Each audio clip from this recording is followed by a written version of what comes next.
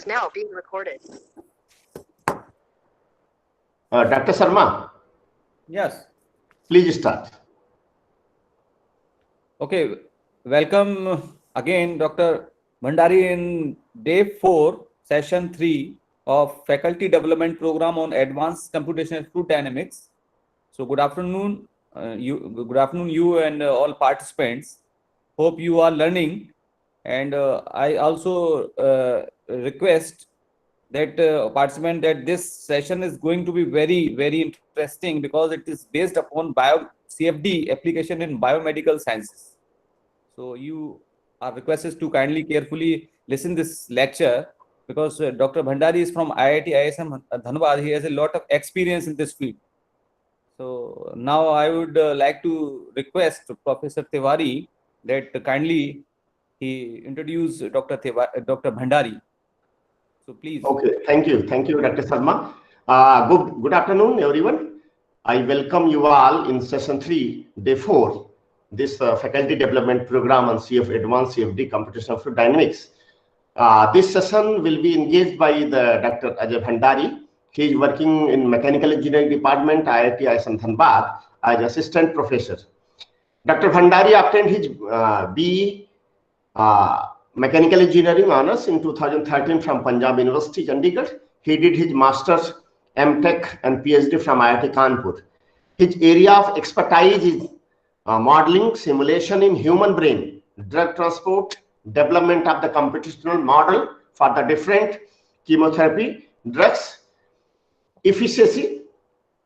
He has also worked as the research associate at IIT Roorkee during January 20 to April 20. He had many research articles in the reputed peer-reviewed journals. So now I invite Dr. Bhandari to give his talk on image-based numerical modeling of chemotherapeutic drug transport in human brain tumors. Thanks once again, Dr. Bhandari. Yes, just to start your session. Many thanks to Professor Tiwari and Professor Sharma for such a nice introduction about me. And I would like to extend my gratitude to them to give me an opportunity to be a speaker in this faculty development program on applied advanced computational fluid dynamics. So I'll be sharing my slides with you. Okay.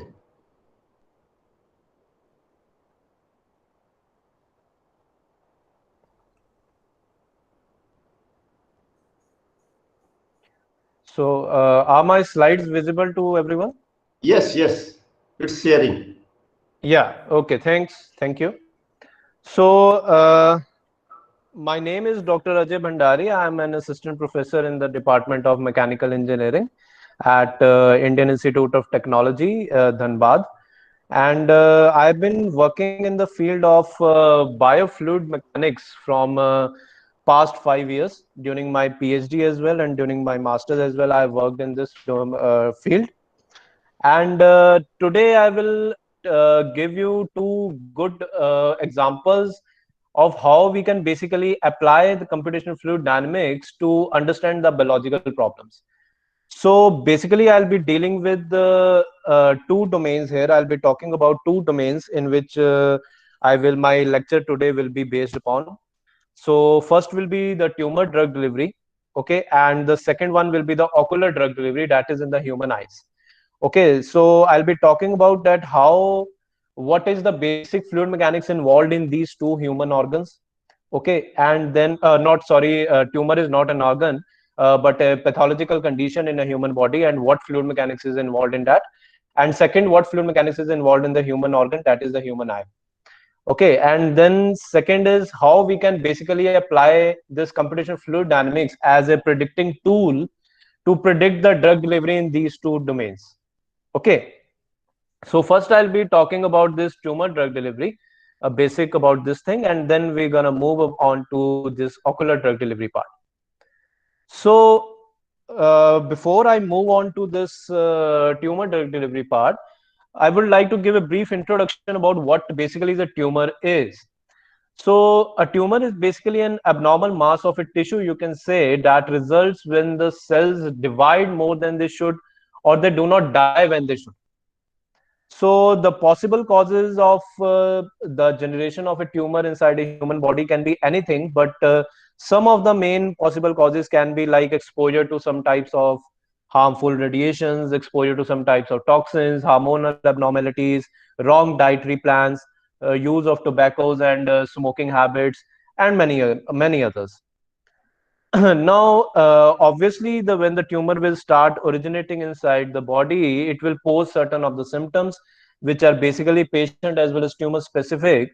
But some of the common symptoms that can occur in every patient are like headaches, nausea and vomiting, changes in speech, vision, twitching or hearing, problem balancing, problems with the memory, and many others which have been mentioned here in this paragraph. So the common sites of the tumor within the human body can be brain, okay, or it can be respiratory tumors, in which the lung tumors are very common. Then the lymph tumors, then the liver tumors it can be, which are also known as hepatomas, and bone cancers it can be, and it can generate inside every. So here on the right hand side, you can see one schematic, which it is of a benign tumor when it has just start to grow inside a body.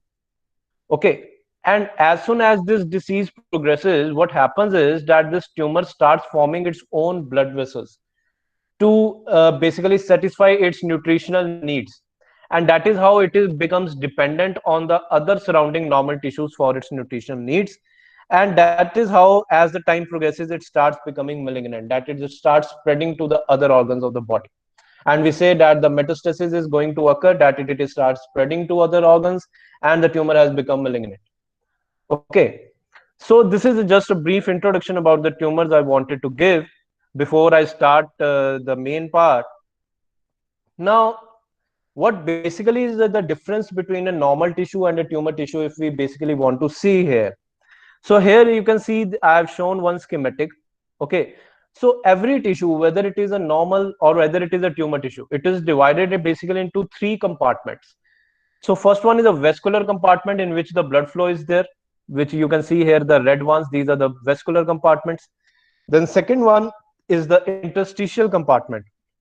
Now this interstitial compartment, you can see this light red color, if you are seeing. This is the interstitial compartment, which basically you can say includes the interstitial fluid, which is responsible for the transport of the nutrients and oxygen to this cellular part, which is basically your intracellular compartment. Now these three compartments are basically the same in every tissue, whether it is a tumor tissue or whether it is a normal tissue. Okay, and the fluid mechanics in the tumors, or whether it is in the normal tissues also, it involves the flow along the vasculature, then across the vasculature to the interstitial space, and then to the intracellular space. Now, how can we basically differentiate between the normal tissue and the tumor tissue? Means how we can basically tell that yes, this can be a normal and this can be a tumor. So some of the fundamental difference between them is that if we look into this schematic here, and if I zoom into this region of interest, so here you can see this purple one is basically a tumor one, and this non-purple one, this is a normal tissue. Now what happens in a tumor tissue is that the first thing is that the tumor blood vessels are leaky. Okay, now what do I mean by leaky here? That is the endothelial cell lining which is present inside the blood vessels. If you're seeing this thing, this black dots, this is basically the endothelial cell lining that lines within the blood vessels. So the gap between them is quite high in case of the tumor blood vessels, which is not the case with the normal blood vessels. Okay, so that is why any contrast agent or any drug, when it is administered inside a human body, if it is going to the tumor blood vessels, then it will start leaking out from the blood vessels to the interstitial space, which will not be the case with the normal tissue. And the second most important point is that there is lack of the lymphatic vessels in case of the tumor tissue, which is there in the case of the normal tissue, which are responsible to suck up any extra drug or any extra interstitial fluid in the interstitial space of the tumor. Now it has a lot of physiological significance as well, which I'm going to discuss in the coming slides when we're going to numerically model all these things. Okay. So the motivation behind this work, that is why we are using this computational tools to predict the drug delivery in the different regions of the tumor. It can be drawn through the weather forecasting technique. Okay, that in weather forecasting, basically what is done is that a lot of information about the current state of the weather is basically collected. Okay, let's say temperature, humidity, or pressure about the environment, and using some computational techniques or computational tools, weather about the future time is basically predicted. So similar is the situation of predicting the tumor response as well. Okay, that let's say that if we have certain initial knowledge about the medical condition of a tumor which is present inside the patient through some medical images, okay, then with the help of certain computational techniques or with the help of some basic knowledge of the fluid mechanics, then with the help of these techniques we can basically predict the tumor response to a particular chemotherapeutic drug. So this is the basic, you can say, idea or the motivation behind the work which I have been doing from the last 5 years, or I've done in my PhD work. So now I'm going to start that work. So when we basically started this work, there were certain research gaps which we basically addressed, which we have basically addressed. And what these research gaps were, I will quickly go through them. That a lot of attempts have been done by various scientists to basically predict that once the drug is being administered, I'm talking about the chemotherapeutic drug, okay, so once the chemotherapeutic drug is being administered intravenously inside a human body, then how it is being distributed in the tumor. So this has been a question of interest from several years, and various scientists have developed certain numerical tools to in silico predict, that is through computer they can predict that whether what is the distribution, what is the spatial as well as temporal distribution of the drug inside the tumors. Okay, so lot of models which have already been developed, they have been focused on the homogeneous model of the tumor. Now, with respect to homogeneous, what I want to say is with respect to the vasculature present inside the tumor, with respect to the perfusion, and with respect to the porosity. Now, what these terms mean, perfusion and porosity, I will tell you in detail once we go to this part. Okay, and the second thing what is being assumed is that the tumor and the normal tissue both are being assumed as a spherical shape, means the computational domain is being basically taken as a spherical ball, you can say, or in the 2D simulation if they are doing, they are taking it to be as a circular domain. Okay, but like this, which have been shown here in the schematic. But both these assumptions are not true, because in reality the tumors are highly heterogeneous with respect to the blood vessels present inside them, with respect to the perfusion of the drug from the blood vessels, and with respect to the structure of the interstitial space present inside the tumors. And further, there is no definite shape of the tumor and the normal tissue. They can have basically any arbitrary shape. Okay, so these are some of the research gaps which are present. Now, the other research gap is that some researchers have tried to model this heterogeneity inside the tumors, that how these blood vessels are different inside the tumor, or how they are spatially varied inside the tumor.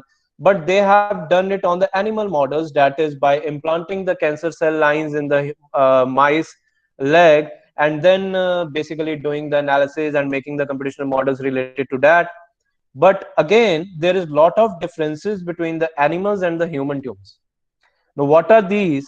That the related to the concentration of the drug in the blood plasma, which is also known as the arterial input function.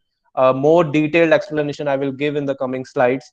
Then the perfusion parameters, intravascular volume friction, then the tumor size. Human tumors are larger as compared to the animal tumors. Now, all these factors basically affect the intratumoral drug accumulation inside the human tumors. Okay, and further, there is a need to develop computational model for human tumors, because you can't clinically correlate whatever numerical results you are getting for the animals. You can't clinically correlate them to the patients. So whatever results you will be doing or whatever modeling you are doing for the humans, that only you can basically clinically correlate. That is, some of the predictions you can clinically correlate that yes, this thing might happen in the real scenario. Okay, so therefore there is a need to make such computational models that can mimic the realistic heterogeneous vasculature of the human tumors, and further we can predict the anti-cancer drug accumulation in different parts of the tumors and at different times. Okay, so keeping this thing into account, our first objective of our study is that to develop an image-based computational model. What is meaning by image-based, I will tell you, and on a voxelized approach with the help of DC MRI, that is dynamic contrast enhanced magnetic resonance imaging, to predict the interstitial fluid flow and contrast agent transport in the heterogeneous vasculature of human brain tumors. And then finally, we're going to validate our computational results with the MRI data, experimental data. So, what is the importance of the voxelized approach here is that I'm getting some disturbance.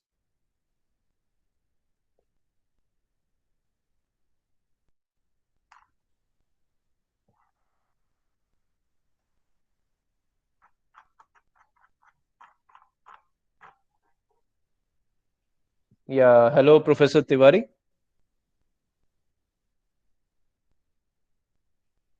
Hello. Yes, sir. Yes, yes, yes, sir. Yeah, I'm getting some type of disturbance. Now it is okay. Okay. Yeah, okay.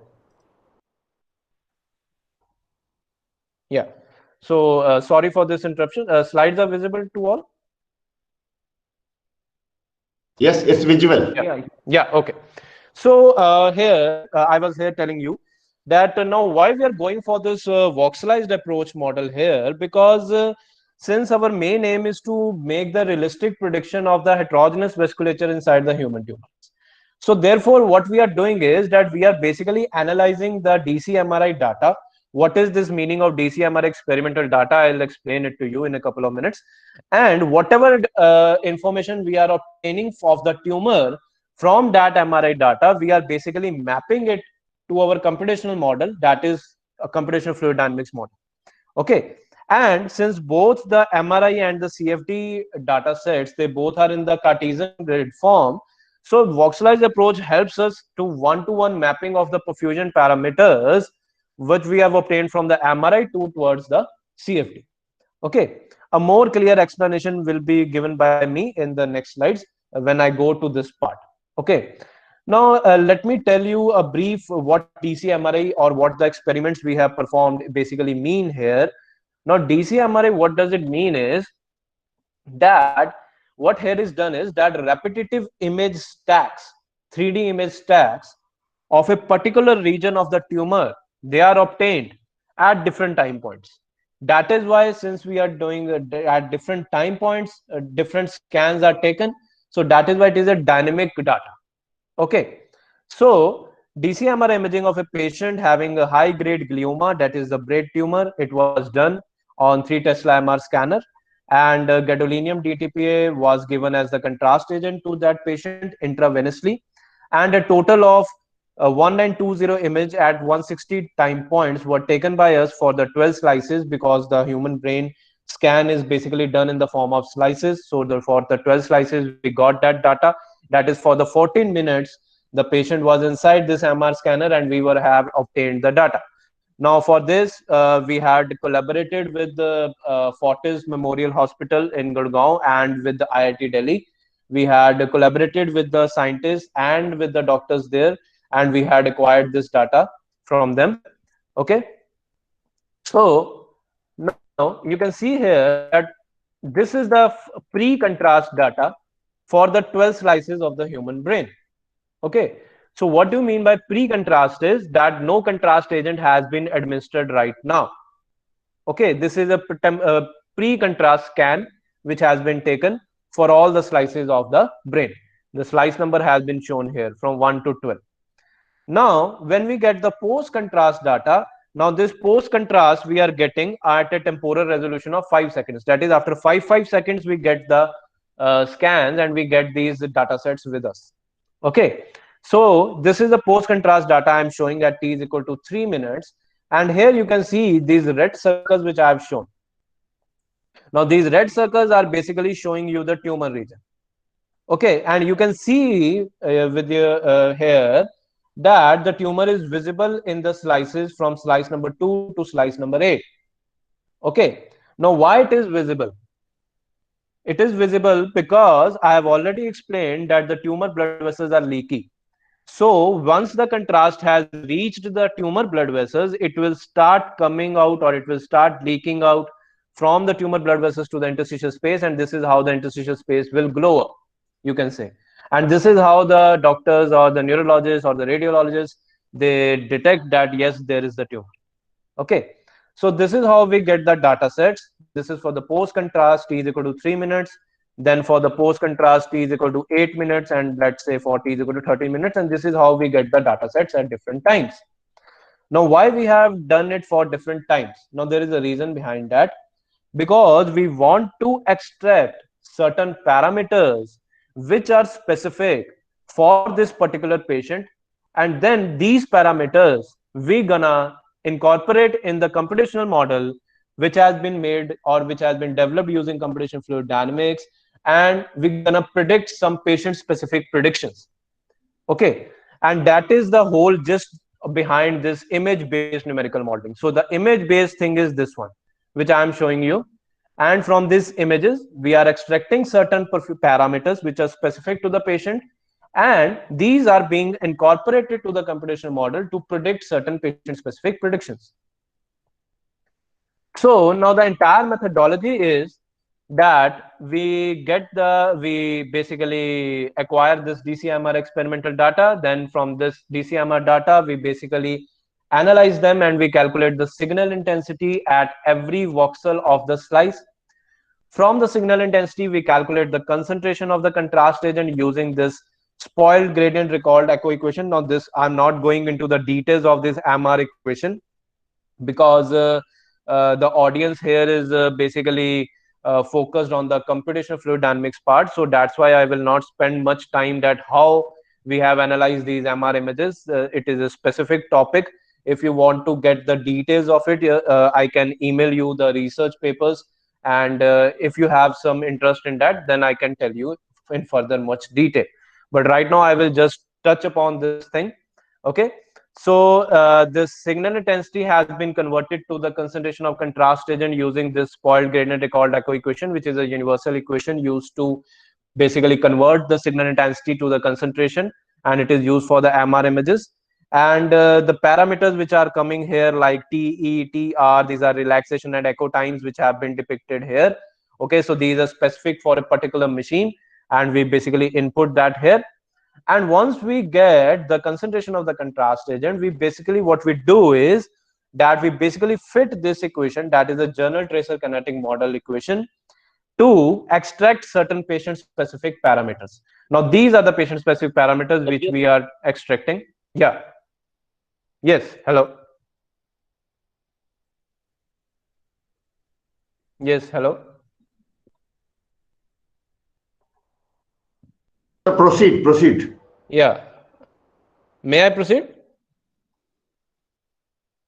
Yes, proceed. Yeah. Okay. So yeah. So here I was. So now what basically is this journal tracer kinetic model doing? That basically we are assuming that in one voxel of the slice there is a blood vessel present. Okay, and there is some empty space present, which is basically the interstitial space, and rest is basically your intracellular space. This is basically this model assumes while fitting this equation. Okay, and now we are basically interested in these three parameters, that is the K trans, VE, VP, and AIF, which are basically extracting from this equation. Now these are patient specific parameters. Okay, now what these physically mean is that the K trans is defined as the rate at which the contrast is extravasating from the blood vessels to the interstitial space of the tumor. Okay, and the rate at which it is extravasating is basically the K trans, and this VE is basically the porosity of this interstitial space, that is the empty space in which this contrast is being filled up. Okay, and this AIF is basically the concentration of the drug in this blood vessel. So these three, sorry, the contrast agent here. Right now, we are not talking about the chemotherapeutic drug, that will come in later. Right now, I'm talking about the contrast agent. Okay. So these three things now we're gonna input it in our computational model. Okay, which is the next slide now I will discuss. And we do some predictions. That is, we predict with the help of then computational model the interstitial fluid pressure inside the tumor, interstitial fluid velocity, and the tracer concentration. And then we validate our computational results with what we have obtained from the experimental, that is what is happening in reality. Okay, to tell that whether our model is predicting true or not.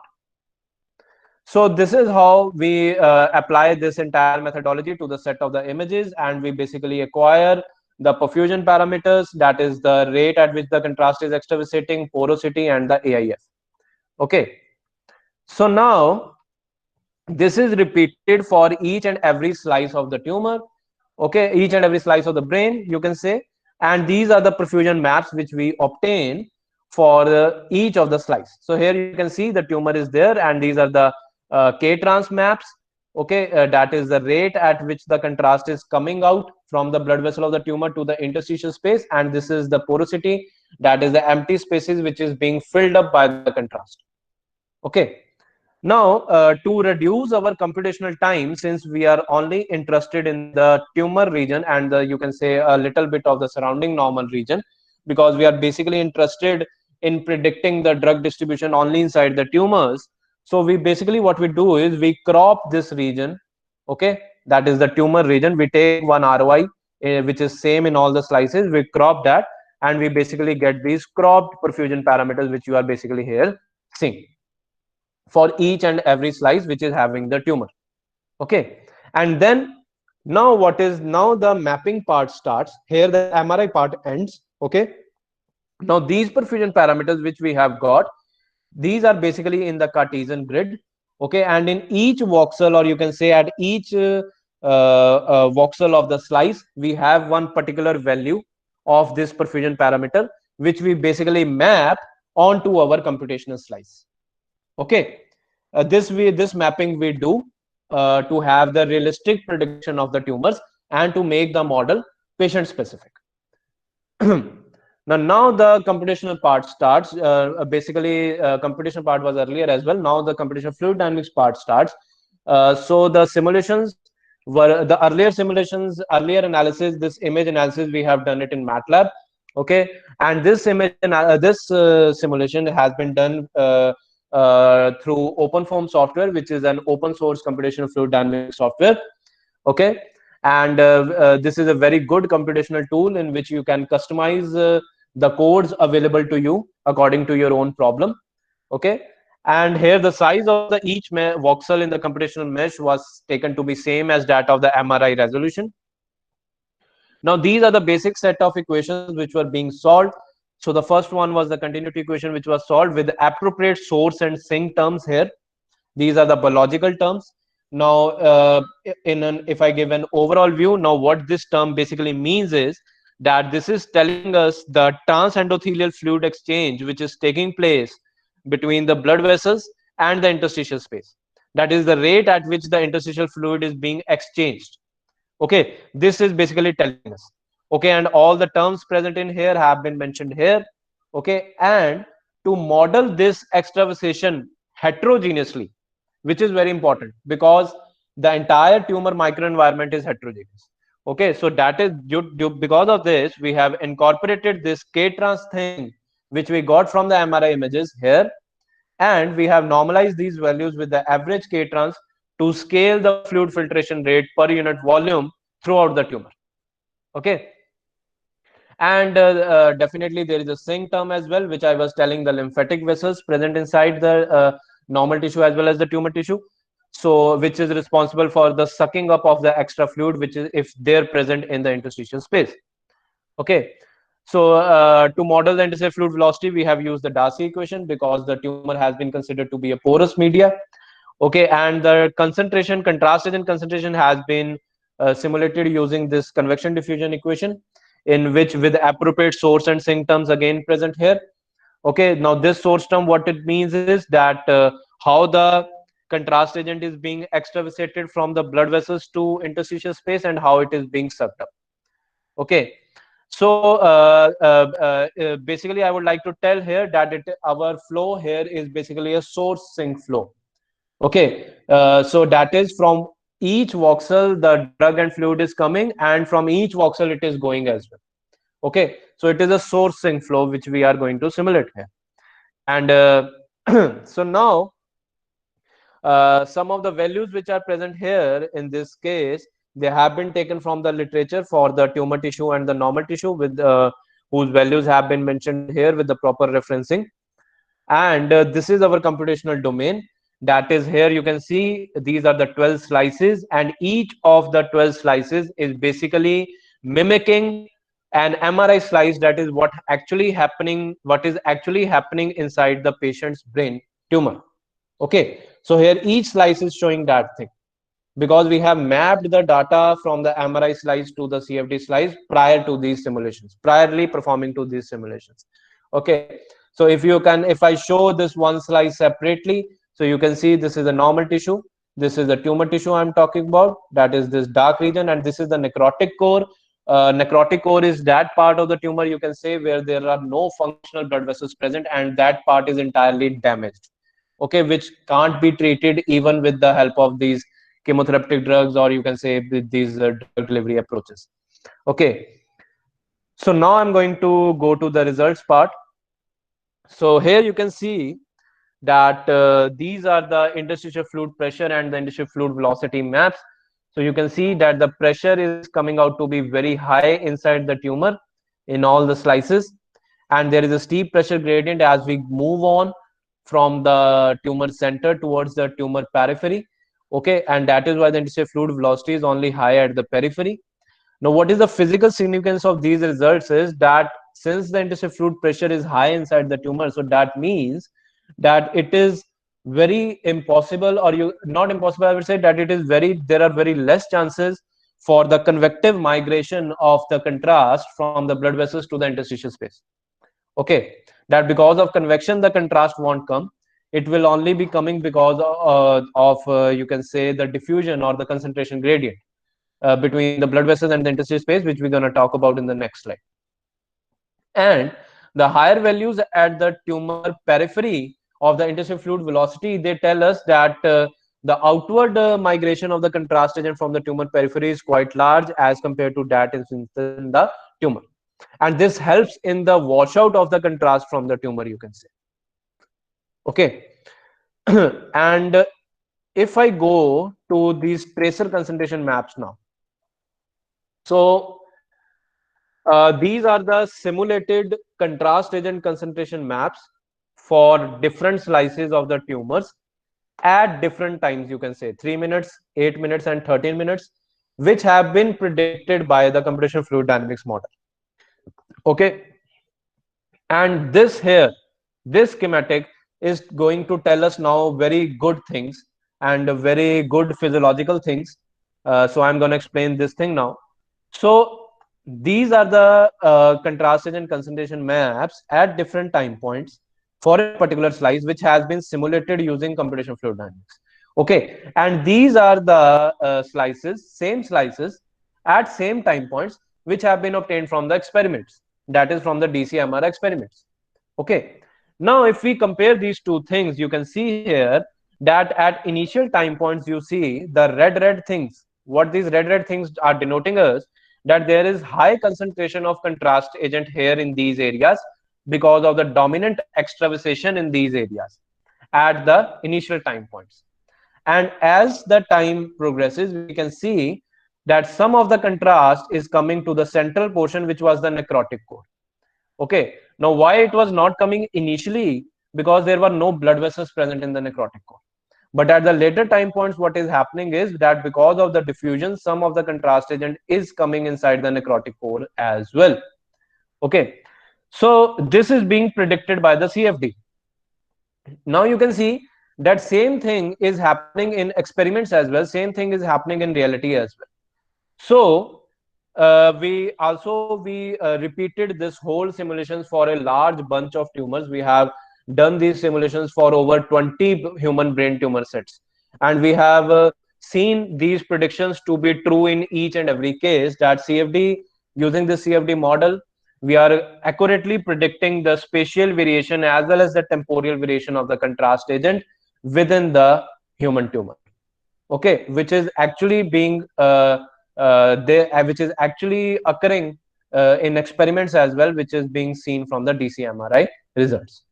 Okay, a more close comparison can be seen through these line plots as well, where you can see that at different times when we plot the concentration values along the horizontal bisector of the slice and along the vertical bisector of the slice, so you can see a very good quantitative comparison was seen between the experimental and the simulated results. Okay, and this is further being confirmed by the statistical analysis here, that a very low RMS error between the experiment and simulated results, and a good correlation was observed between the experimental and simulated results.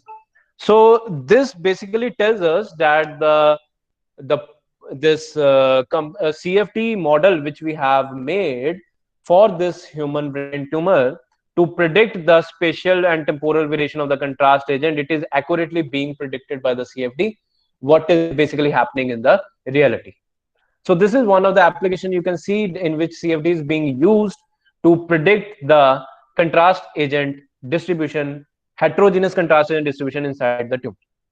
Okay, these are some more results which are basically that telling us what exactly is happening in each and every area of the tumor. That in the necrotic core you can see only the drug is coming, or sorry, the contrast agent is coming only because of the diffusion at later times. No extravasation is there because of the no presence of the blood vessels.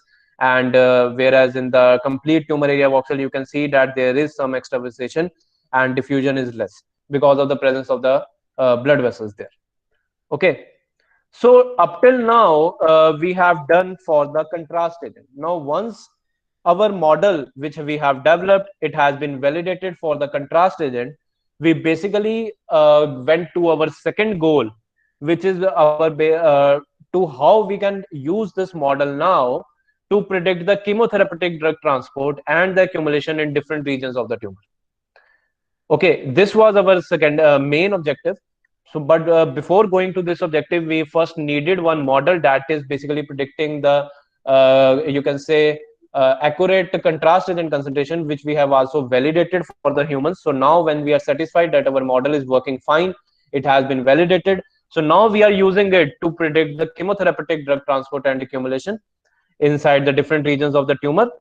And further we are using this model that can help the neurosurgeons to, let's say, if we simulate different types of drugs, because in reality what happens is that before giving some types of drugs, or doctors have to basically see the performance of that, whether a particular drug will be good for a particular patient or not. So can this model be used to select the most suitable chemotherapeutic drug for a particular patient? That is, can this model be used for performing in silico patient specific therapy? So this was our secondary objective of our studies. So we did that.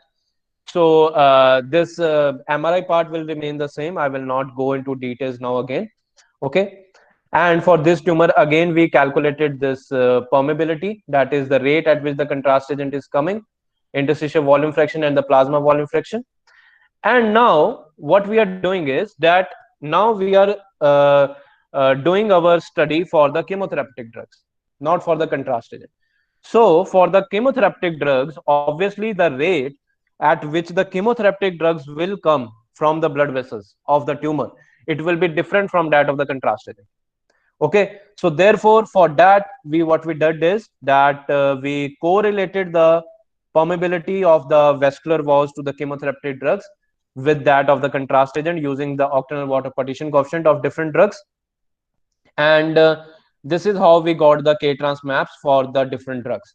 Now these three drugs we have taken for our study as a sample study, that is methotrexate, cisplatin and doxorubicin, which are used for the treatment of the brain tumors for a particular dosage range. So that is why we have taken them. And also one more reason behind taking them was because there are lot amount of biological parameters coming in our numerical model. Okay, and the values of them are present for these three drugs in the literature. So that is why we have taken these three drugs. Okay, so I will straight away go to the results part now. So here you can see in these maps here. So these are the interstitial concentration of the drug at different time points. That is 1 hour, 6 hour, 12 hours, 24 hours. And this is for the methotrexate drug. This is for the cisplatin drug. And this is for the doxorubicin drug. So you can see that at initial time points, the drug starts leaking out from those regions where there is high K trans values. That is, there is high permeability of the drug. And at the later time points, the drug remains only in those areas where there is higher porosity.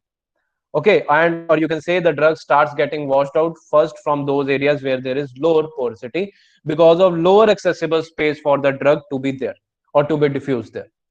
Okay, and the second thing what we found out was that the methotrexate was remaining in the interstitial space of the tumor for more amount of time. You can see some amount of drug is present at 24 hours as well, whereas no amount of drug is present for the cisplatin as well as for the doxorubicin.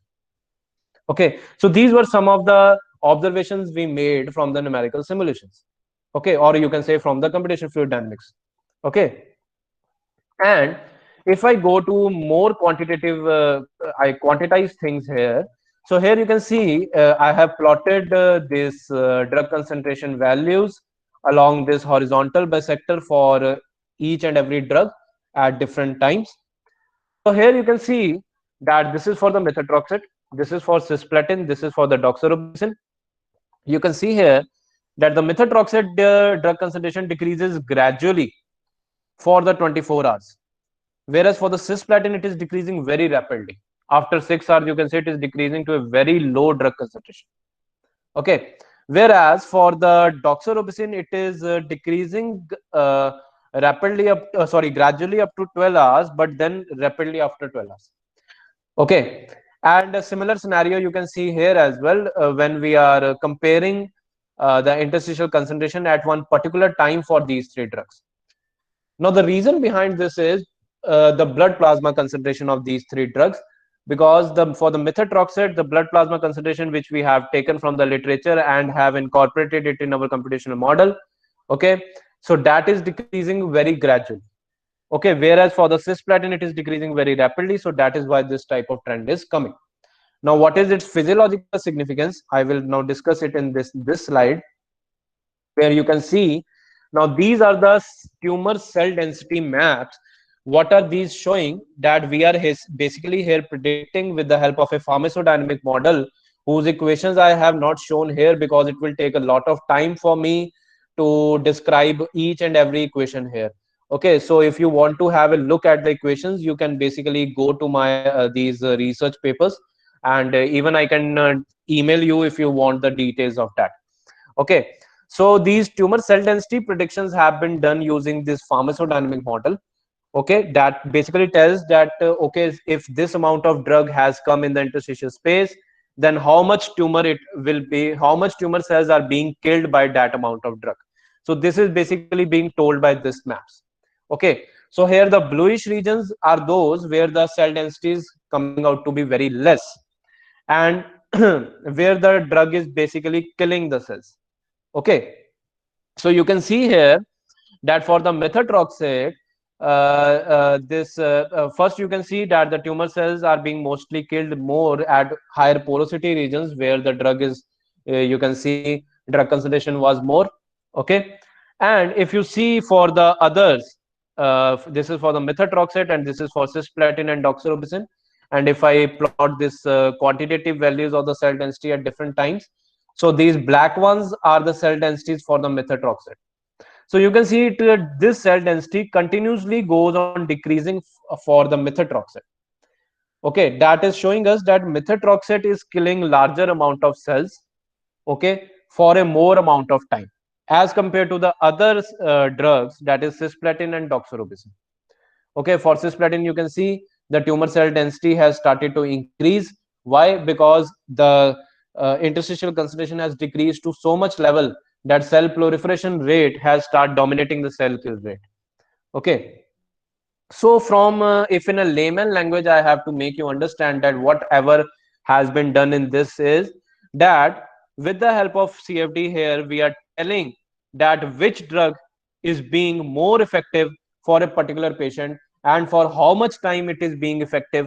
So here you can see that methotrexate is coming out to be more effective for this particular patient. It is being effective for more than 24 hours, whereas this cisplatin is being effective almost for 3 hours, and after that the cell density is starting increasing, and the doxorubicin is basically remaining effective for 8 to 12 hours. So here with the help of this CFD you can see we are basically predicting that which drug can be the most optimum one for a particular patient, and then which drug is remaining effective for how much amount of time. So here this is our attempt towards making the model to predict this personalized in silico therapy predictions. So this is basically being told by this CFD part here. Okay. And in the last part of this, I would like to tell for the tumor drug delivery that right now, what we have also simulated one more thing, that is the liposome encapsulated drugs. Now, these liposome encapsulated drugs are widely being used nowadays to treat these tumors because these liposomes, they basically remain in the interstitial space, sorry, in the blood plasma of the tumor for a very long amount of time as compared to that of the chemotherapeutic drugs. Okay, why it is so is because they are being coated with the polyethylene glycol coating over them, and that is why they are not being eliminated from the human body rapidly as compared to that of the chemotherapeutic drugs.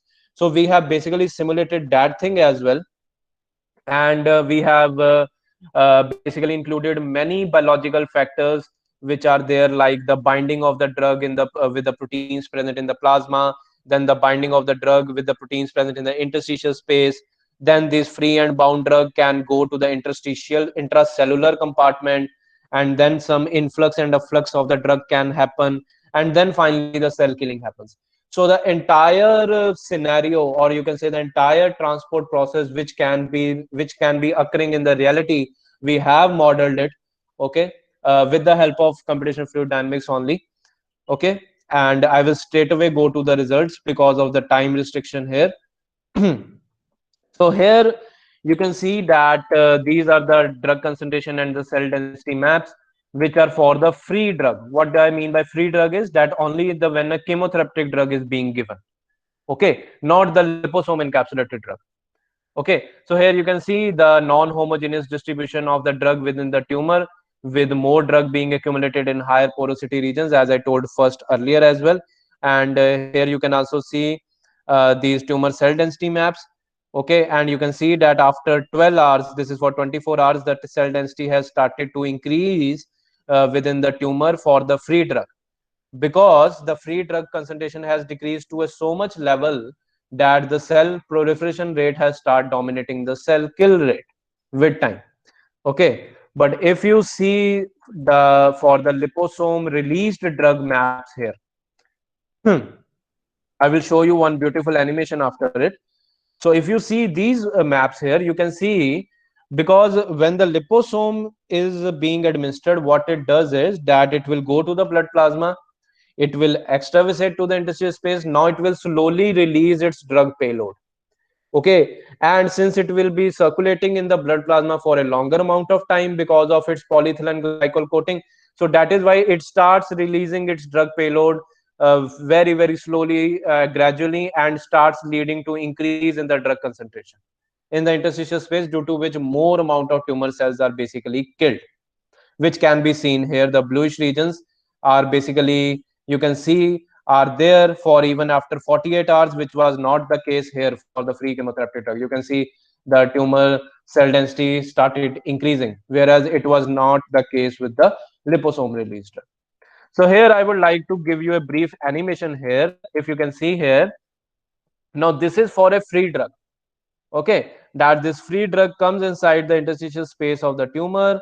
It slowly then starts getting washed out from and remains in the higher porosity regions only, And if I fast forward this animation, you can see here that very negligible amount of drug is present now at the 48 hours within the tumor interstitial space. Okay, whereas if I start now this animation, which is for the liposome release drug, here you can see that a very high amount of drug is coming inside the interstitial space of the tumor, and these are at both same scale. Okay, same scale and the same concentration range. Okay, so this is a relative comparison I am showing you. So if I fast forward this animation, so you can see that a significant amount of drug still remains in the tumor interstitial space at later time points as well. Okay, which is being predicted by CFD here, that liposome release drugs are more optimum one, because they remain in the interstitial space and are killing more cells. Okay, so whatever I have told, this is being depicted here in the line plots, that you can see that the liposome release drug concentration is approximately double to that of the free drug concentration here at approximately 1 hour, which this comparison basically becomes 20 folds as we go on increasing with time. 48 hours, you can see that liposome release drug concentration is 20 times more as compared to that at 1 hour. Okay, and this is for similar pattern was observed for intracellular concentration as well. And these results we have further validated it with one experimental study which was performed by one scientist, Gabizon et al., who what he did was that he basically simulated he basically experimentally measured the drug concentration of this free drug and this liposome encapsulated drug in a human brain tumor, and he also got this similar fold enhancement, 2 to 20 folds, which we have got in our numerical study. Okay. And this is for the cell density map. So 30 to 40% more cells are being killed by the liposome release drugs as compared to that for the free drug, and this has been validated by us with literature. So this is pretty much of what I have told. These are the significant clinical implications of how this computational fluid dynamics can be used to understand the fluid mechanics involved inside the tumor. Okay, and how the basically the chemotherapeutic drug delivery is can be basically predicted. The spatial and temporal distributions of the chemotherapeutic drugs can be predicted inside the tumors, that in which areas the deposition of the drug is more and in which areas deposition is less. This we can predict using a computational fluid dynamics. So this is one of a very practical and a very innovative approach of CFD, and very, you can say, nowadays it is being used to predict certain and to solve certain type of biological problems. So this I have given one of this example in which CFD is being used to solve these biological problems. So now I'm going to shift my to the second part, that is basically the ocular drug delivery part now. That how the CFD can be used here to predict the drug delivery and what different type of mechanical processes are happening in the human eye. Okay, so if you see our human eye is basically a spherical ball. Okay, and if I cut that spherical ball and if I see the section view of that, so it will look like this, which has been shown here in this schematic. And there are different components in the human eye which have perform a variety of functions in our human body, like the cornea, which is a major portion of the eye refractive power. Then there is a sclera part. This is the white part of our human eye, is basically the sclera part. Okay, so it maintains the shape of the eyeball as well as eye pressure and protects us from any external damages. Then is the anterior chamber and the aqueous humor, which is basically a fluid which is present in this anterior cavity of the human eye, and it has a main role of which I will discuss in detail now, what basically aqueous humor does. And this is a beautiful example of the fluid mechanics which is present inside the human eye, how this is movement is taking place, how its movement is being affected by the temperature gradients in the human eye, and then how it further basically modifies the drug delivery when the eye drops are administered inside the human eye, how they are being transported to different regions of the human eye. So this all we can basically predict through computational fluid dynamics. So that is why I have chosen this thing to be put in this seminar, so that I can tell you how this CFD can be applied to ocular drug delivery problems as well. Okay, so these are some of the you can say the components of the human eye which perform certain types of functions. Now here you have seen, now if I have to divide the human eye, so I can primarily group the human eye into two parts. Okay, so the first part is this anterior segment, which is from the cornea to the eye lens. Okay, and the second part is from the eye lens to the optic nerve. Okay, and that is basically known as the posterior segment. Okay, and both of these segments had different eye diseases related to it. Okay, that is, so the eye diseases can be basically or primarily grouped into two parts: anterior segment eye diseases and then the posterior segment eye diseases. Okay, so if I talk about the anterior segment eye diseases, so they can be grouped into there are many anterior segment eye diseases. I'm telling here the most common one, like the dry eye, when the human eye is not able to produce more human tears, then what happens is redness and irritation starts coming in the human eye, and that is basically known as dry eye. So that is basically an anterior segment eye disease. Then there's next one is the cataract. Now this you might everybody be knowing it. This is a disease of the human eye lens, in which there is some hindrance to the eye lens, and this by surgery the eye lens is basically removed by an artificial intraocular lens is put here, and this cataract surgeries are performed by the ophthalmologist. Then next is the uveitis. It is related to the iris of the eye. Okay, and then is the glaucoma. Now this glaucoma is a very common disease nowadays, which is affecting millions of people worldwide, and we in today's lecture we're going to talk about this disease only. That is the primary open angle glaucoma. I'm going to talk about that when the topical drug delivery and eye drops are used to treat this disease, how those eye drops are going to different regions to treat this disease. That is basically we're going to talk about today. Okay, and then is the posterior segment eye diseases, in which there is a macular degeneration and the hypertensive and diabetic retinopathy, in which this mostly occurs in those patients who have diabetes or who have hypertension, and the ocular nerves of those patients starts getting damaged due to that. So these are posterior segment eye diseases. So out of this we're going to talk about today of the glaucoma, which is anterior segment eye disease, and it is affecting a lot of people worldwide. Now there are different types of glaucoma, okay, which have been mentioned here, and out of this primary open angle glaucoma we're going to talk about today.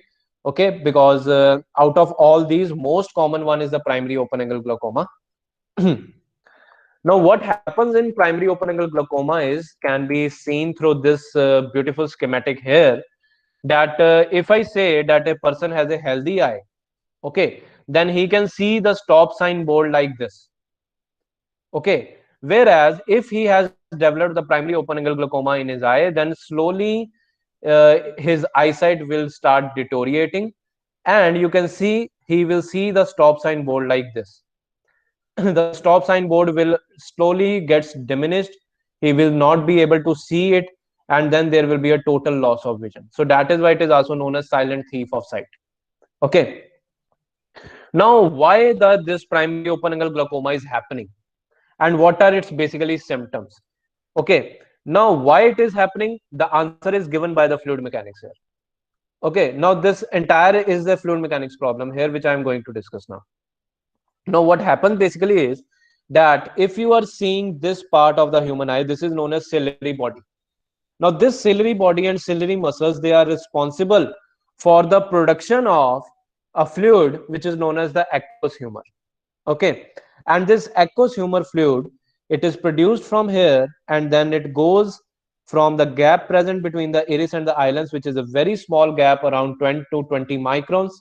Okay, and then it goes from here to the anterior chamber, and then finally it is drained out from the human eye through the trabecular mesh, which is basically a porous structure. Okay, now here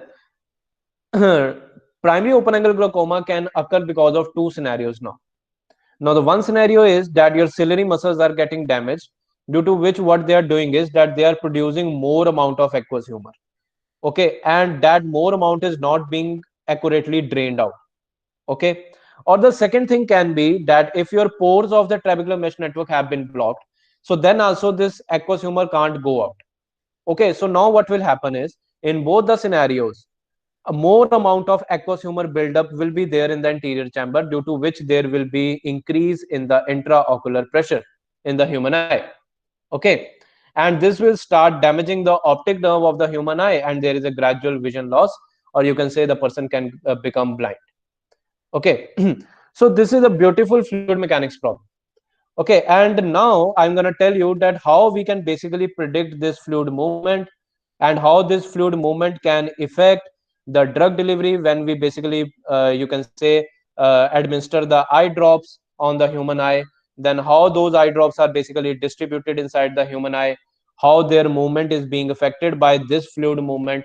Okay, that is again a fluid mechanics problem which we can numerically predict through computational fluid dynamics.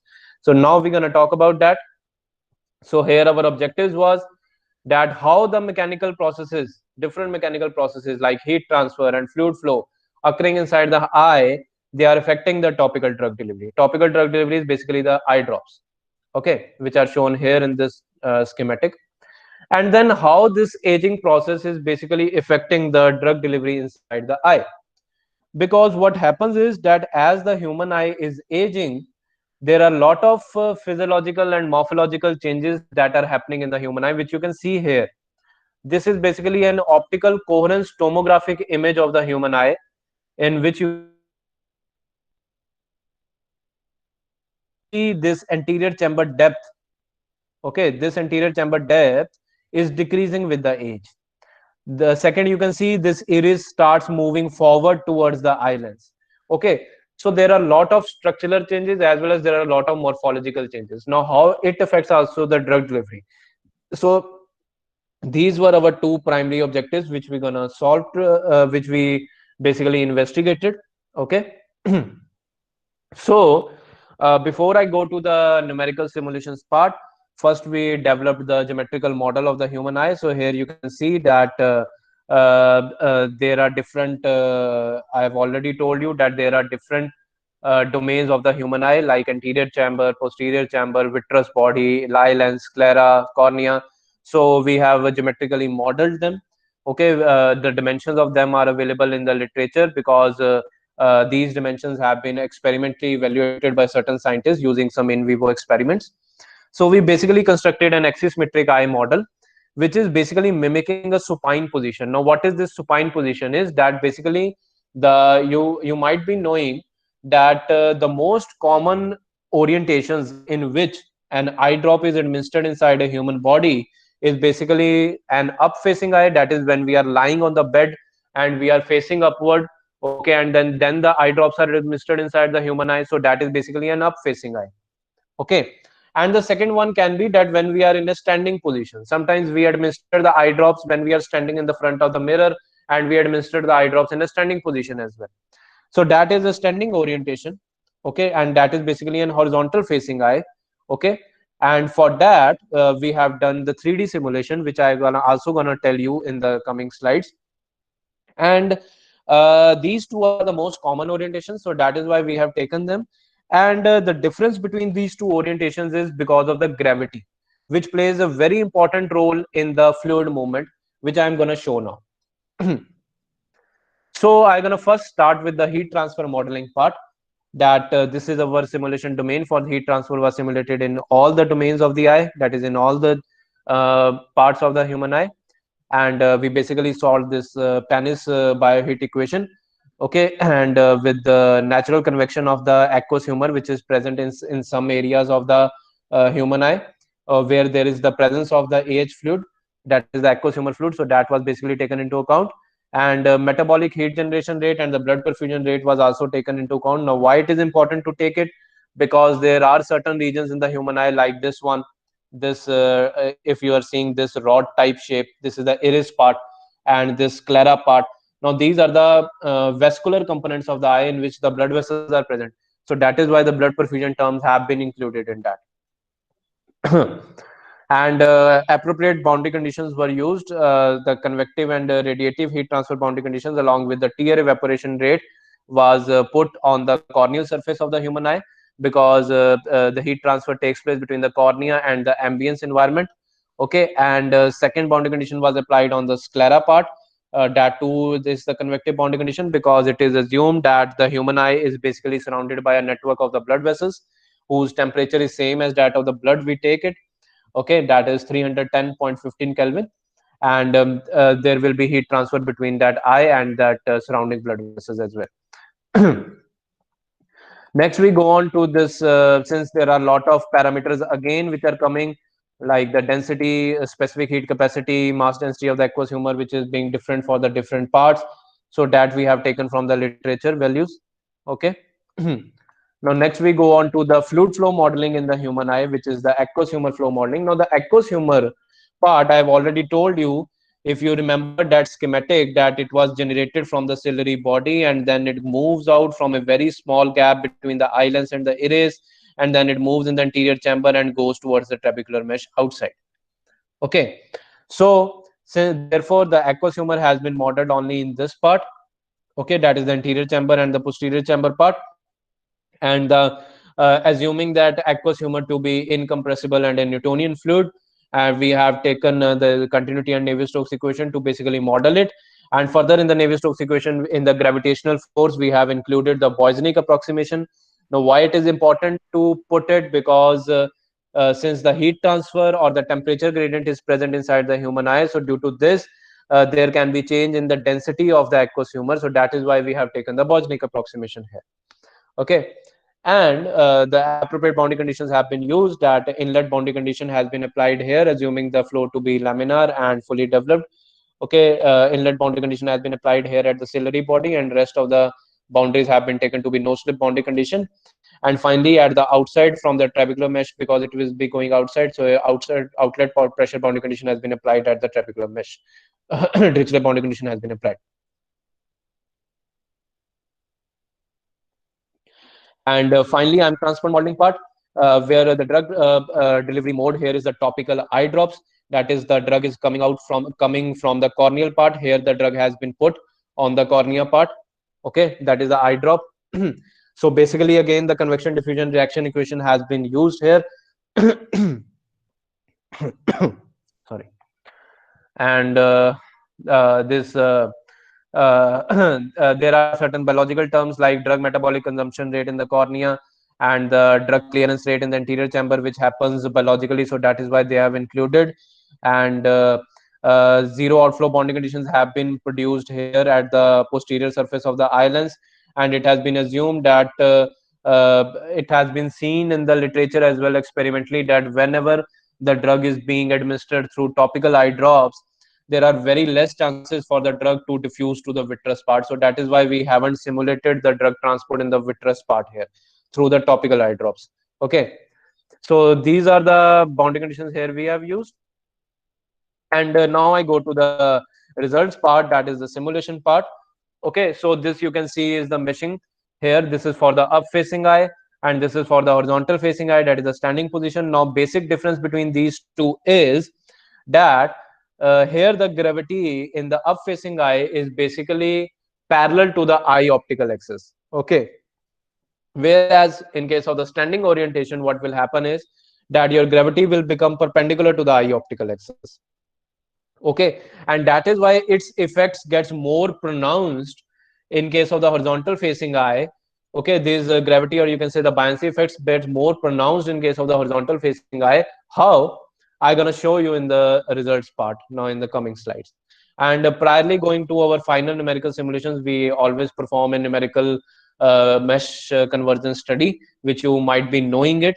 Okay, so all our numerical results were mesh independent, at around 64,000 mesh elements for the 2D case we took, and 18 lakh mesh elements were taken around for the this 3D part when we did the 3D simulations for the whole. So now I'm going to go to the results part, that is this temperature distribution.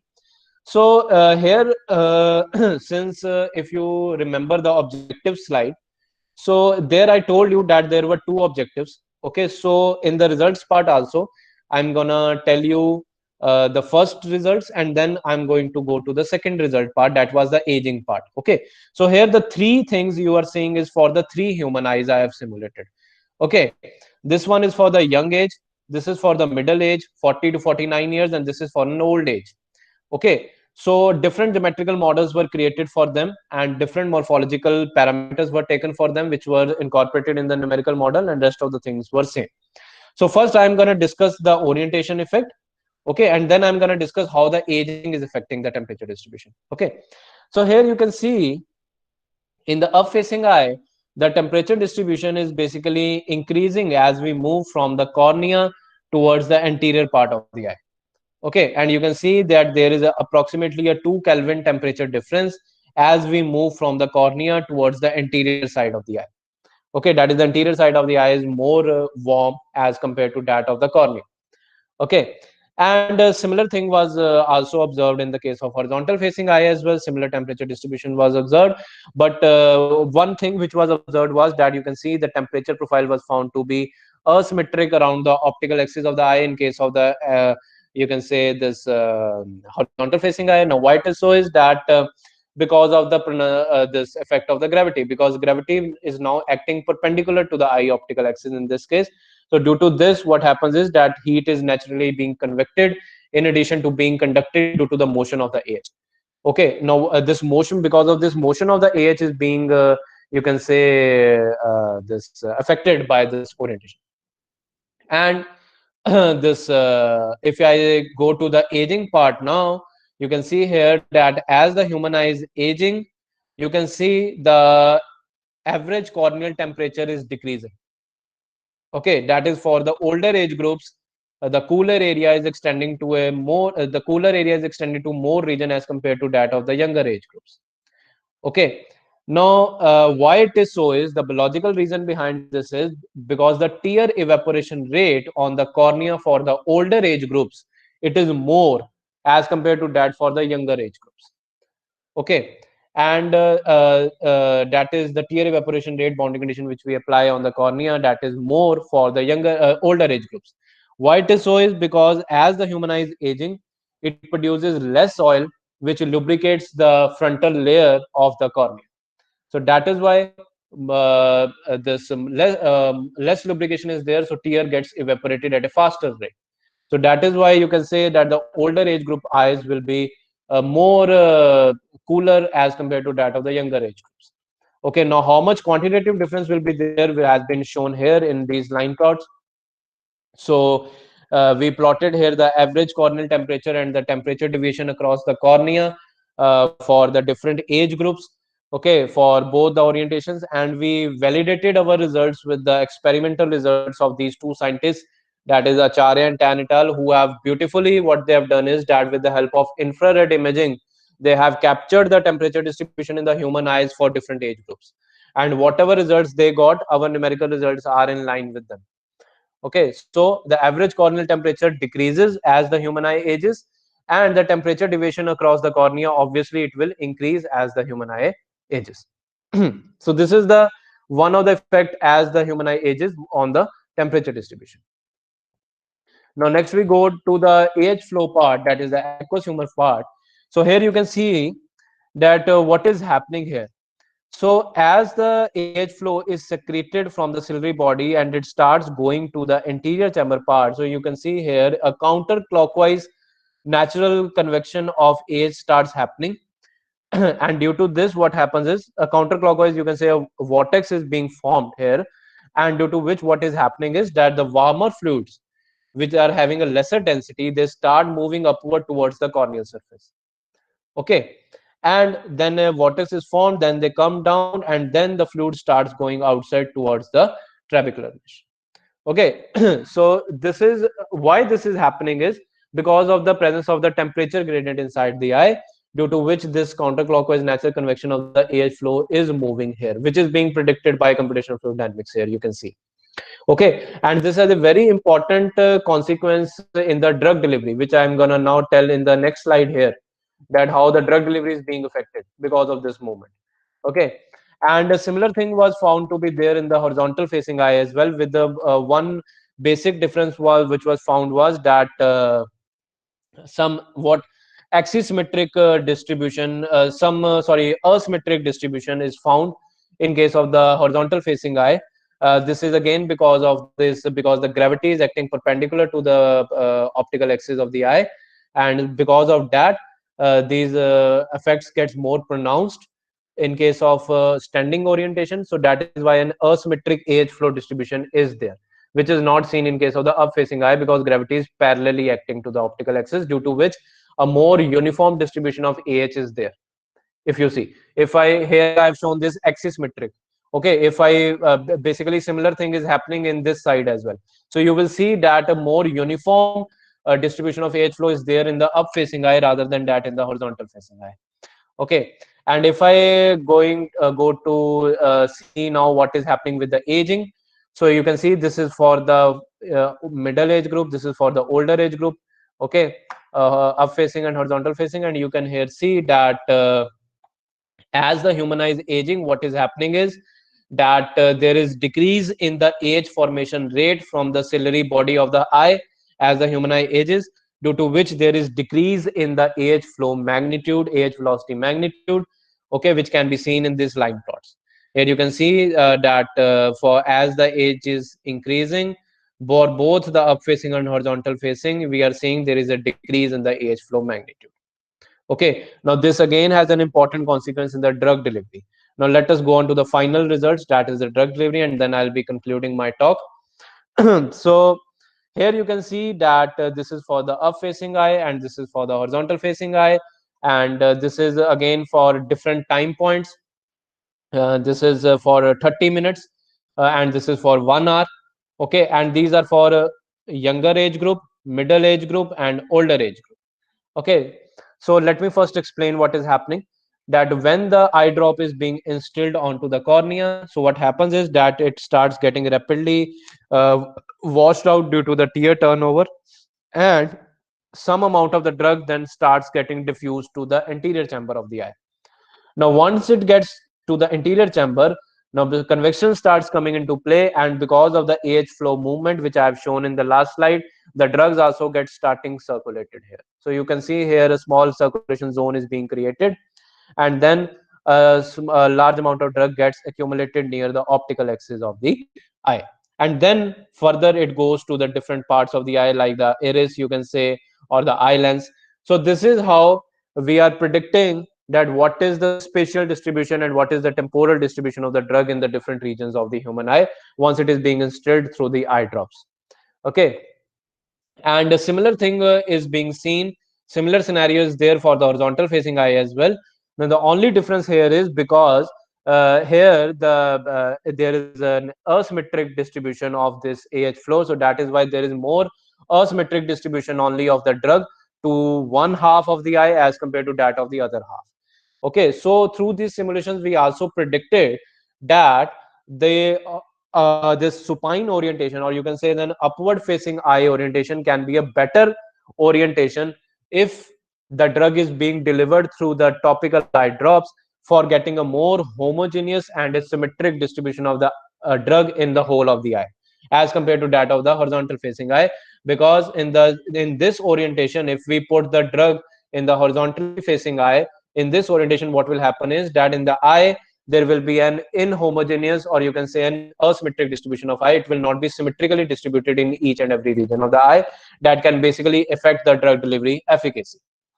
Okay, and the second thing, now if I go on to the aging part, now you can see that as the human eye is aging, you can see a very minute, you can see if you closely observe this region, okay, where I'm placing the arrow. So you can see a more amount of drug is being accumulated around the optical axis of the eye for the older age groups as compared to that for the younger age groups. Similar thing you can see if you closely observe this region around the cornea. Okay, if you are able to see it, that a certain more amount of drug is being accumulated in these regions for the older age groups as compared to that for the younger age groups. Now, what is the reason behind that? Now, the reason is that as the human eye is aging, I already told you that the AH velocity is being reduced, or the AH secretion is being less. So therefore, the AH velocity is being reduced. So this reduction in the AH velocity is basically reducing the rate at which the AH will go while creating this vortex towards the TM. And due to this reduction, there is decrease in the rate of the drug clearance also from the anterior chamber towards the trabecular mesh. Okay, so that is why more amount of drug is being accumulated in the anterior chamber of the human eye. Okay, so from these results, we are telling that for the older age groups, more amount of drug is being accumulated inside the human eye as compared to that of the younger age groups. This we are predicting through these numerical simulations. And a quantitative comparison here I have not showed, but a quantitative comparison, we found that approximately 4 to 5% of the drug and on average is more being accumulated in the older age groups as compared to that in the younger age groups. Then, so these results, basically these CFT results, can have a very beautiful clinical implication, that it can help the ophthalmologist to tell first the spatial and temporal distributions of the drug in different regions of the tumor, and then they can further tell the ophthalmologist that how aging is can affect the drug delivery process. Okay, so these are some of the things in which it can have certain type of clinical implications. Okay, so these are the conclusions which we drawn from the study. This I have already told you. So these are some of the two very beautiful and practical examples of the computational fluid dynamics which I have given, which can basically solve the mystery behind these biological problems which are happening in our human organs. Okay, and there are numerous amount of examples in which the CFD are being used nowadays, like in heart blood flow modeling, it is being done. Okay, and in the kidneys also it is being done. So there are numerous amount of biological problems nowadays are being solved by this computational fluid dynamics.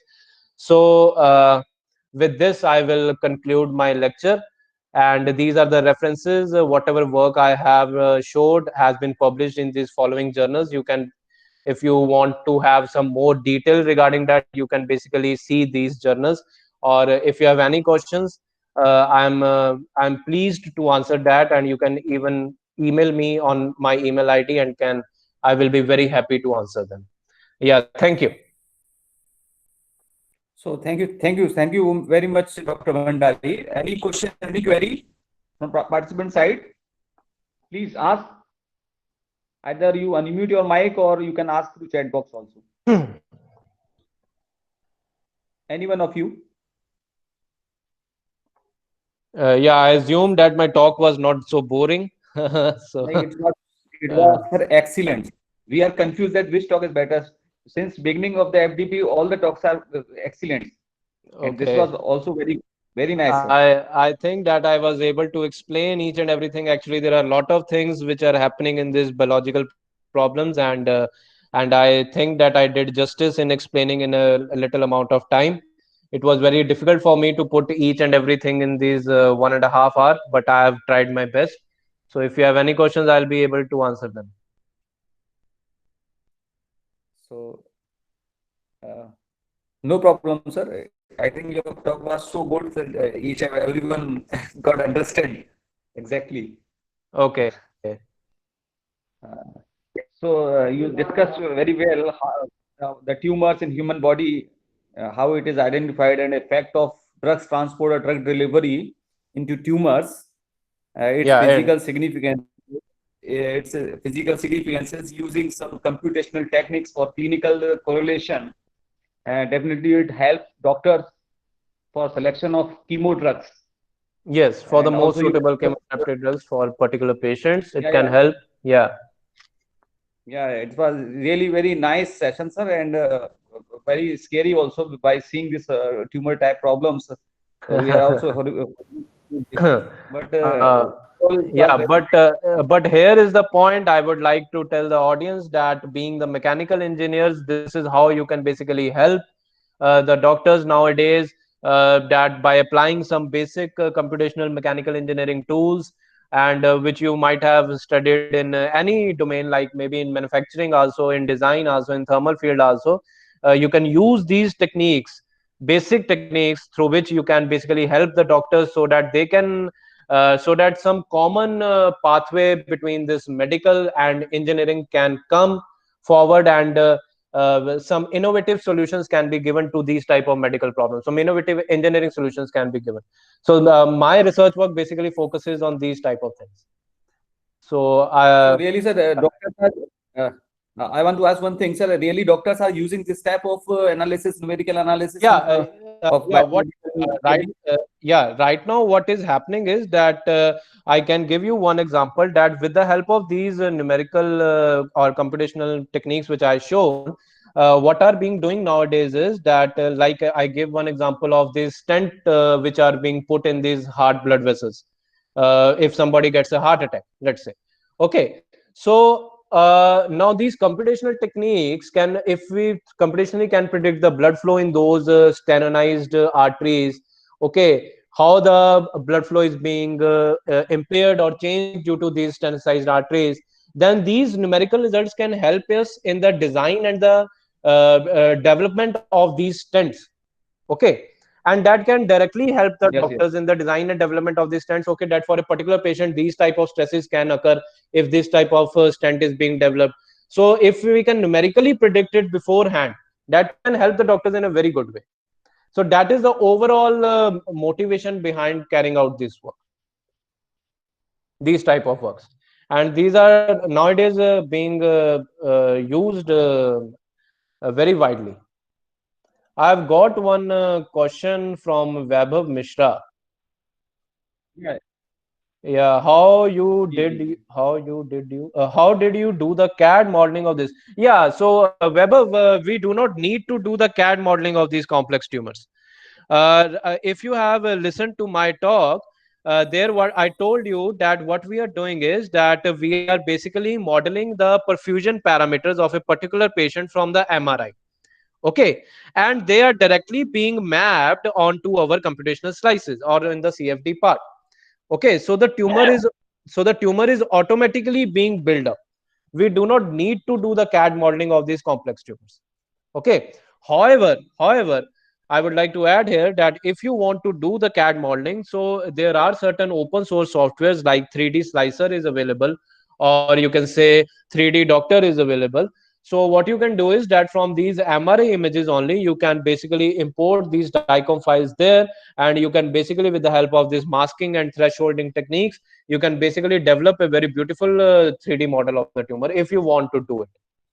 Okay, if that solves your particular problem. Sir, it's like a tumor develops around the bone. Yeah. So how do we know that how to put the boundary condition? Because our bone is right. Only we have to remove the tumor. No, So but here you have to be specific. What type of boundary condition you are asking? I mean, sir, if we have to inject the medicine only to the tumor and not to the Uh, bone, but the tumor is I'm not. around the bone. Yeah. Hello, Weber. I'm not able to hear you clearly. Sir, I am. Sir, now can you hear me? Hello, can you hear me, sir? Now, Your voice is being cut. Yeah. Now please tell. sir, can you hear me now? No, it is not being. It is not clear. Sir, good Can evening. you please? Can Good you evening, please sir. type your query in the chat box? Yeah, I'm getting one more query from Ramakrishnan. Yes, please, Ramakrishnan, continue. Good evening, sir. Yes, Am I audible, sir? yes, you are audible. Your lecture was very nice, excellent. We come across a new type of application CFD in medical field. So, Yes. is there any specific reason concentrating eyes instead of other parts of the body? You talked about Okay, eyes. no, there is not any specific reason. You can basically, I am now working in the nasal fluid mechanics, in which I am basically solving nasal drug You delivery write in the problems. chat box. Yeah, I am answering that. So there is no specific reason that why we have chosen this ocular drug delivery. Yeah, hello. Yes, am I audible? I am audible, sir. Yeah. So yeah, Ramakrishna, I'm here telling you that there is no specific reason that we have chosen this eye instead of any other parts.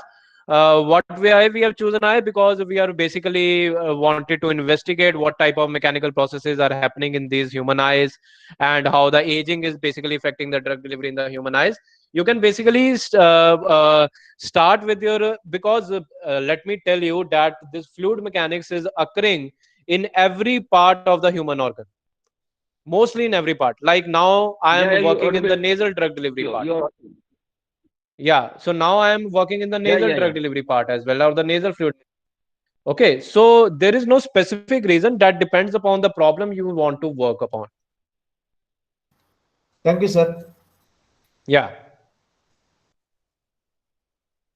Yeah, Vaibhav has put the question, how to put the boundary conditions for the medicine injections in the tumor if it is more complex, like a tumor around the bone. Okay, so in that case, Vaibhav, you have to be more specific, like what type of injections you are putting. Like it is a convection enhanced delivery, that is straight away the medical injection is basically going inside the tumor. That is what you are trying to say? Yes, sir. Yes, Yeah, sir. so that will be basically a convection enhanced delivery. Now, what is basically the convection enhanced delivery? I will tell you that right now what I have shown is for the that one part, that is intravenous drug delivery. I was showing you that the drug was coming from the blood vessels. But what you is asking is that now the drug will directly go into the interstitial space of the tumor directly from the injection. So regarding the boundary conditions, if you would ask me, then what you have to do is that in that particular mesh element where you are putting that injection, you have to apply there the concentration boundary conditions. It can be a Dirichlet boundary condition there, that this much amount of drug is being coming from that injection. Okay, and then there will be some more that your fluid flow boundary conditions will also come around that injection, and that around the mesh element. And further I will tell you here that if you want to do this type of modeling, then you might have to look into that deformable meshing techniques as well, because once you will be applying injection directly to that, your tissue will get deformed there. Okay, so there you will be using that deformable meshing techniques as well. Okay, and more particular boundary conditions what can be used, that I can tell when I can look at your problem only. I can't tell like this. Okay, you Okay, sir. can, Got yeah, you can. I have also worked in this convection enhanced delivery domain for the tumor, so that's why I have some knowledge in that, and that's why I'm telling you this thing. it. Okay, sir. Yeah. okay. Okay, Dr. Bhandari, thank you so much Yeah. for a nice talk. And on behalf of my institute, my department, and all participants, I extend a really hearty vote of thanks to you. You spared the time from very busiest schedule and enlighten us with your knowledge. And today we had an opportunity to hear your expertise in biomedical science, and this will surely be going to encourage all of us in near future. Yeah. We are grateful to you, Dr. Yeah, Bhandari. Thanks for joining with yeah, us. Thank you so many much. thanks, Dr. Ajay Kumar Sharma. And if I would again tell the participants that if they have any questions regarding this beautiful novel field, they can email me their queries, and they can have a look at my publications if they want, and I'll be very happy to answer them in the future. So thank you, guys. Thank you. Thank you to you too, sir. Thank Ajay you. Kumar Sharma, sir. Yes. Ajay Kumar Sharma ji. Ji Sorry, ji but still you बताइए. can throw some outline about tomorrow's test and attendance and all. Tomorrow, last day, being the last day. Can Yes, you tell there will some? be. Can It is given in the schedule at from 4:30 to 5. There will be online test, and the person who scored more than 60% marks will be eligible to get certificate. Okay. And the attendance should be 80% overall. 80. These all are given in the Atal FDP guidelines. Achha. So as per the guidelines, these are the guidelines for certificate. I think you have raised the question. Achha. So, Okay. at 4:30 to 5, there will be online. Okay, sir. Hello. Thank you, sir. Okay. बहुत धन्यवाद. Any other question? Okay. बहुत बहुत धन्यवाद आपका भी sir. Thank you. So fill the attendance link of this session on, and after filling you can leave.